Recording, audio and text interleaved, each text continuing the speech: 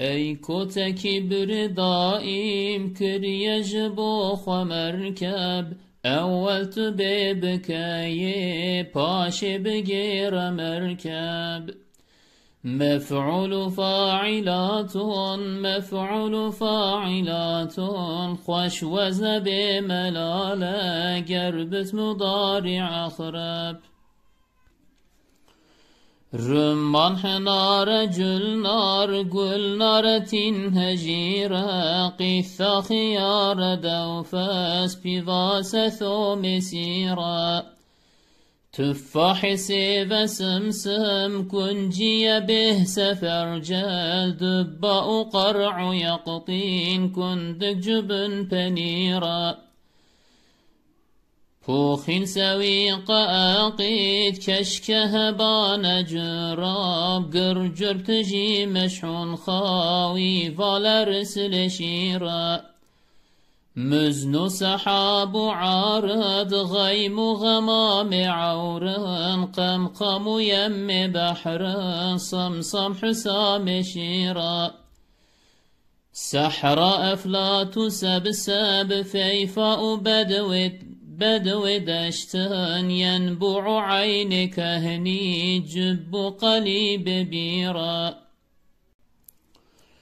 ابن السبيل الروي هفري رفيق صاحب مزات هند كوبر جمل بد كثيرا عبد الرقيق كولا حرف صنيع بيشا جاهل زانا علمهم خبيرا أوجحني صفرا قوس قسي كبانا وفض كنان كيشك نبل الشابتيرا جيش حشم چلشكر اسراب شغل ريبر باصل جمير نجدا سري قيل ميرا بسم الله الرحمن الرحيم الحمد لله رب العالمين وأفضل الصلاة وأتم التسليم على سيدنا محمد وعلى آله وصحبه أجمعين اللهم أخرجنا من ظلمات الوهم وأكرمنا بنور الفهم وافتح علينا بمعرفة العلم وسهل أخلاقنا بالحلم واجعلنا ممن يستمعون القول فيتبعون أحسنه. Aziz kardeşlerim, sizleri Allah'ın selamıyla selamlıyorum. Bugün nasip olursa kitabımızın 6. konusunu işleyeceğiz ve 6. konunun başında diğerlerinde olduğu gibi yine Ahmed-i Hani'nin hem tavsiyesiyle hem de bu konunun aruz veznindeki kalıbı ile başlayacağız.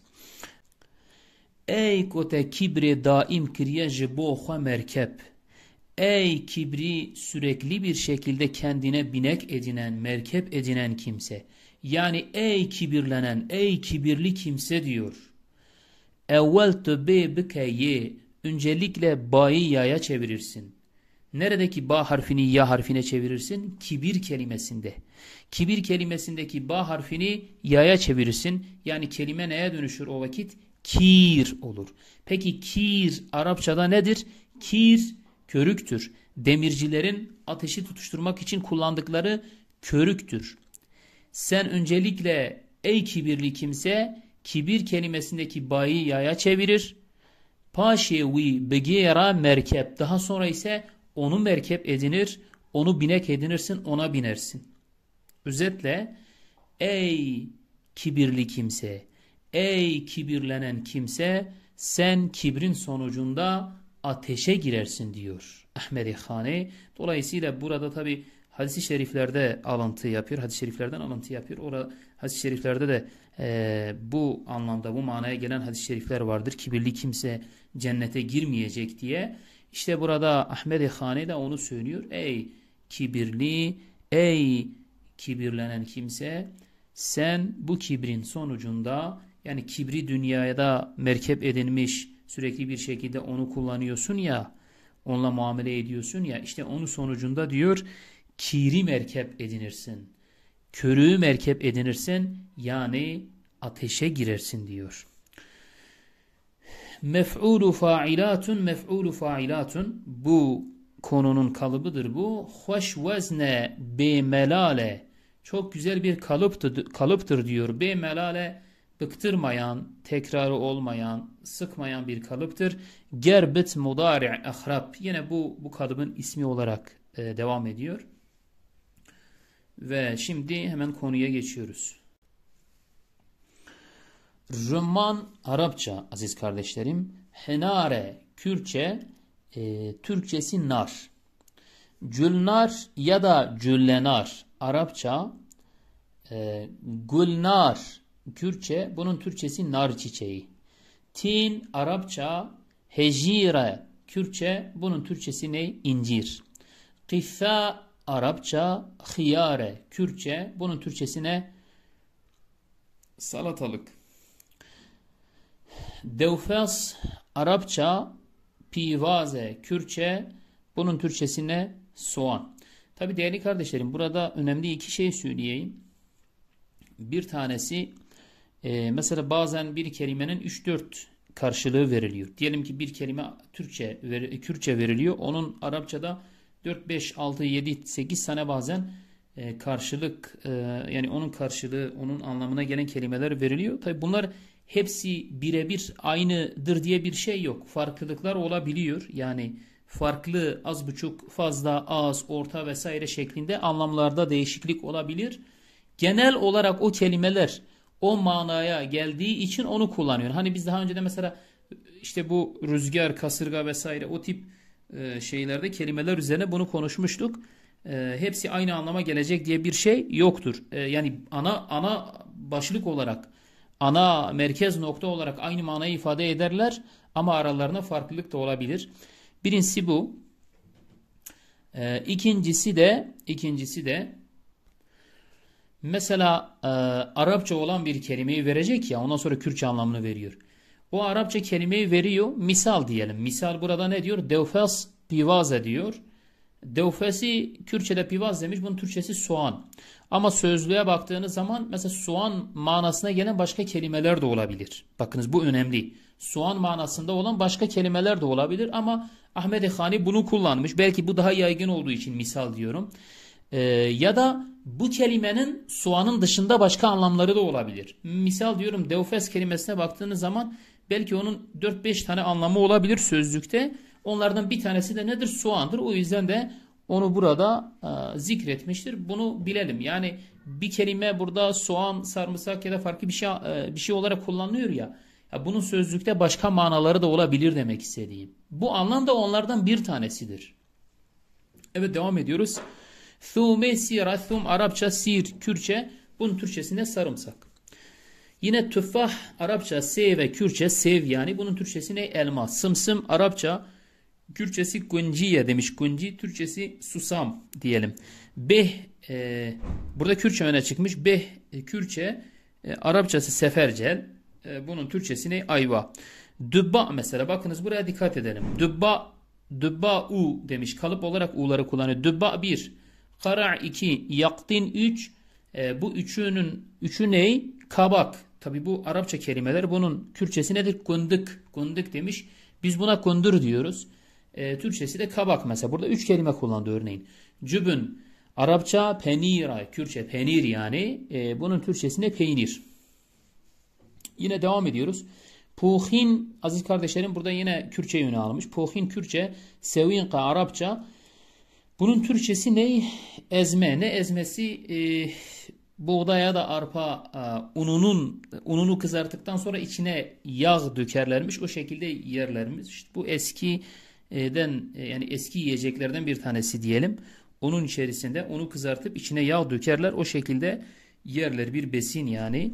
İnsanlar bunu yerlerdi. Buna belki ana başlık olarak ezme diyebiliriz. Arapçada sevik diye geçiyor. Kürtçe'de puhin demiş Ahmed Hani. Akit yine Arapça bir kelime. Bunun Kürtçesi keşke. Keşke zaten meşhur, yaygın. Türkçesi ise sözme, naz bir sözme şey. Yani peynir süzmesi ya da çökelekten yapılan bir sözme. Bu sözülür. Bunu kışın işte ne yaparlar? İnsanlar bunu çıkarıp farklı besinlerde kullanır. İşte gırar yaparlar. Bilmem Ne yaparlar başka? Mesela masuve yaparlar. Hasılı böyle bir sözme, yani peynirin ya da çökeleğin sözmesi diyebileceğimiz bir besin, bir yiyecek. Akit, bunun Arapçası keşke, Kürtçe, Türkçesi de sözme dedik kısaca. Heban yine burada Kürtçe öne almış. Heba ne demiş? Curap, çanta, seyahat çantası diyebileceğimiz, yani gıdanızı, şeyinizi içine koyabileceğiniz. Heban, biz mesela hevan derdik. Heban, daha doğrusu heban. Kürtçe, bunun Türkçesi de çanta diyebilirsin. Seyahat çantası falan. Kır, gır aslında. Gır ya da gur. Mesela biz gurri deriz. Burada gır demiş. Gur diyor kimisi. Kürtçesi bunu. Arapçası ne? Cürp. Türkçesi uyuz. Evet. Uyuz anlamında cürp Arapçası. Kürtçesi ise gır ya da gur ya da gurri. Yine tiji Kürtçeyi öne almış. Tiji Kürtçe, meşhun Arapça, Türkçesine dolu. Yani bir şey dolu olduğu zaman Arapçada meşhun denir. Kürtçede tiji denir. Türkçede zaten dolu. Havi Arapça. Burada Arapça zaten önde. Vale Kürtçe, Türkçesine boş. Bir şey boşken havi denir Arapçada.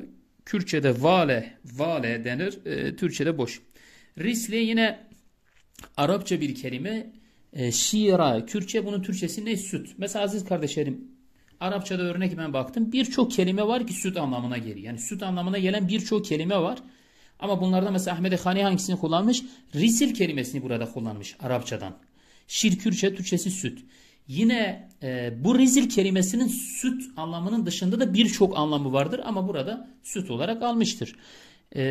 Müznu, sehabu, arıd. Müzün 1, sehab 2, arıd 3, gaym 4, gamam 5. 5 tane kelime mesela burada kullanıyor. Bunların hepsine demiş ki avrın. Kürtçesi avr, Türkçesi bulut.